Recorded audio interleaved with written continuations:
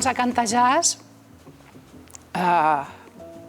no ho vaig decidir així d'un dia per l'altre. Vaig començar a cantar cançons de jazz perquè vaig anar aprenent cançons, m'interessava aquesta música, l'escoltava. I no ho vaig decidir així de cop i volta perquè era bastant impossible de decidir, perquè no hi havia tampoc una figura de cantant de jazz en aquest país. Vull dir que era difícil de defensar. És difícil de defensar una cosa quan no tens algú que ha estat abans que tu. Aleshores em sento com una mica que en aquest sentit,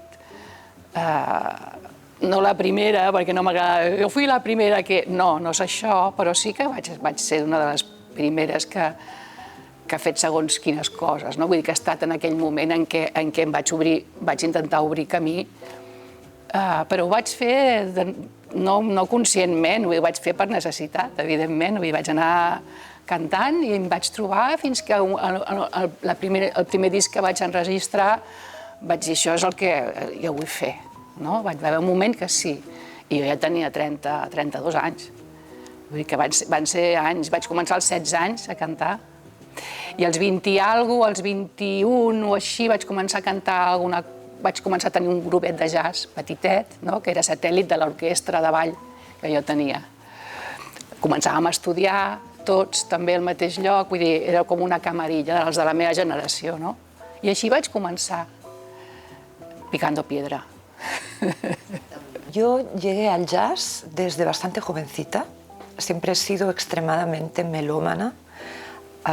Escuchaba de pequeñita, ya estaba escuchando Mozart y sabía que era Mozart con 5 años. Y después, cuando en la preadolescencia empecé con todo el rock, Jimi Hendrix, Led Zeppelin, y poco después apareció el jazz y me cautivó inmensamente porque me daba la sensación de que yo, en cierta manera, había estado en esos sitios en los que se habían hecho esos discos, ¿no? Como si existieran otras vidas, ¿no? Y me sentía tremendamente identificada con esa música y con el ambiente que esa música creava. Mira, vaig començar tocant el piano i després a l'escola de música em van dir si volia fer un segon instrument i vaig dir que sí, que volia tocar el trombó. Però els meus pares em van comprar una flauta travessera perquè suposo que no ho devien veure clar i vaig fer el grau mig de flauta.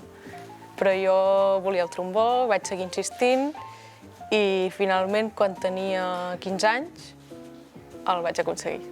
Cuando estaba en primaria tenía compañeras que iban a la escuela municipal del pueblo y tocaban la guitarra, el piano, y creo que lo primero que se me pasó por la cabeza es «Oh, yo también quiero tocar la guitarra». El verano antes de empezar el curso fui a un casal y había un casal de estos como para niños pequeños y había un monitor que sabía hacer beatbox, como ritmos con la boca.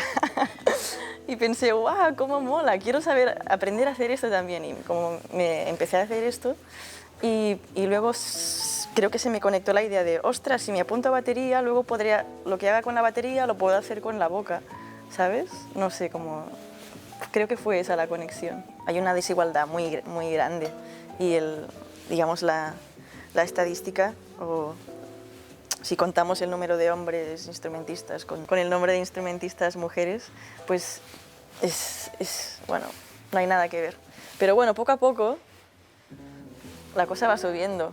A veure, les dones sempre hem cantat més, no? Vull dir, sempre hem sigut dones, la majoria. Vull dir, no hi ha homes que cantin jazz, no n'hi ha tants, no? Si t'hi fixes, hi ha certes diferències o certs desnivells dels rols i segueixen havent-hi molt poques dones en el jazz, músiques, no?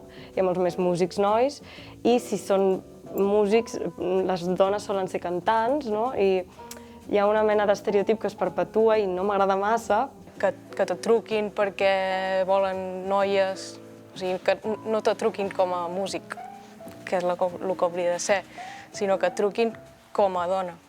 Quizás me haya sentido como que tengo que demostrar algo a la hora de tocar en público, ya que quizás llama un poco más la atención por ser una mujer, ¿no? Y quizás tenga que demostrar que sé tocar bien o algo de ese tipo. Como hay algo, un componente físico, sexual, que está ahí presente, que me hace sentir incómoda y cómo arreglarlo esto, ¿no? ¿Cómo se educa para que no pase esto?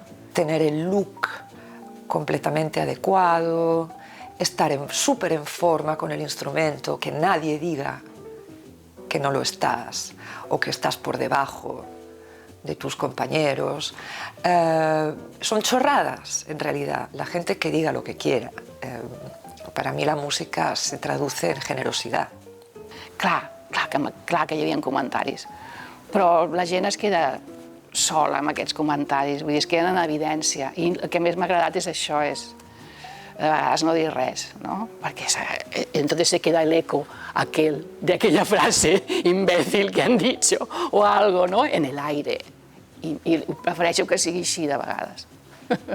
Yo crecí en una sociedad súper machista, extremadamente machista, y crecí con un padre también extremadamente machista, y crecí con alrededor de músicos extremadamente machistas. La cosa es que nunca lo sentí, pero lo que entiendo ahora es que hay muchas cosas que eran normales para mí que no son normales. Y yo creo que ese es el problema en la sociedad, enseñarle a la gente cuáles son los límites. Por suerte nunca me he sentido con una presión de, ostras, soy una mujer que subo al escenario a tocar la batería y tengo que demostrar alguna cosa. Pero sí, sin embargo, o sea, no he sentido presión por eso, pero sí sé que hay ese pensamiento en el público, pero puedo vivir muy tranquilamente con él.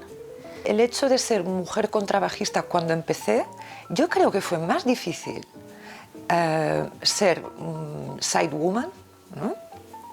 Porque siempre había un hombre al que llamar, antes que yo. Era algo, creo, inconsciente.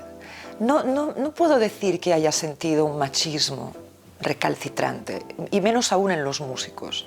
Quizás machismo lo he sentido en algunos programadores y ciertamente los más ignorantes, ¿no? Es decir, he sentido más machismo en programadores madrileños que en programadores de San Francisco, donde he ido a tocar varias veces, ¿no?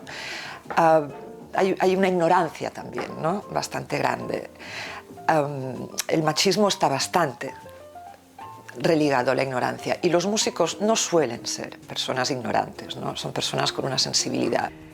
Estando en la banda de Artemis y estando con gente como Renee Rosnes, Anat Cohen o Ingrid, me ayudó a entender que ellas son mujeres que han estado antes que yo, que han ayudado a que yo pueda estar acá y no tenga que pasar ciertas cosas que ellas pasaron. I això és algo que no l'havia entendido. I com que ens ho hem trobat tot bastant més endreçat, doncs potser no notem, no, tot l'esforç que hi ha darrere. I realment jo em sento molt afortunada de poder tenir la mateixa oportunitat d'estudiar que un company meu, noi, no, independentment del nostre sexe. Em sembla bé això de dir, doncs anem a fer un grup només de dones, no? Sense alhora discriminar els nois, tampoc, però sí que és veritat que donar visibilitat a la dona com a música i no només com a cantant, que dona la imatge que, bueno, com sempre, no, la dona ha de tenir una bona imatge, és la cara visible d'un grup, i llavors doncs, està bé que diguis no, és que la dona no només és cantant, pot ser bateria, pot ser guitarrista, pot ser pianista, igualment vàlida per fer-ho. Crec que tota iniciativa per visibilitzar que estem en minoria encara és positiu, no? Per a les futures dones que seguiran fent música per nosaltres. A día de hoy, creo que hacer jam sessions y cosas en las que solo haya mujeres, a mí nunca me ha parecido una buena idea, sinceramente. O sea, yo luego puedo hacer un grupo de mujeres porque resulta que tengo grandes amigas, músicos, que tocan increíble, ¿no? Y me encanta, pero no tiene que ser una cosa impuesta. Y me parece una equivocación. Y para que haya un cambio profundo siempre tiene que haber un extremo. Entonces, para mí, en este último año, como que entendí que yo no quiero ser parte de un grupo de mujeres, no quiero ser parte, yo quiero hacer lo mío, y creo que lo mejor que yo puedo dar es ser un ejemplo. Jo penso que el que m'interessa és que els músics toquin bé, vull dir que m'interessa fer bona música i envoltada amb la gent que m'hi trobo bé, m'és igual si és un home o una dona, però entenc que s'hagi de fer una mica de pressió, entenc que la dona s'hagi de visibilitzar i s'hagi de lluitar, ho entenc i estic d'acord. Ja està, no em puc fer més, no puc donar més voltes a això, és normal que passi, s'ha de treballar molt encara.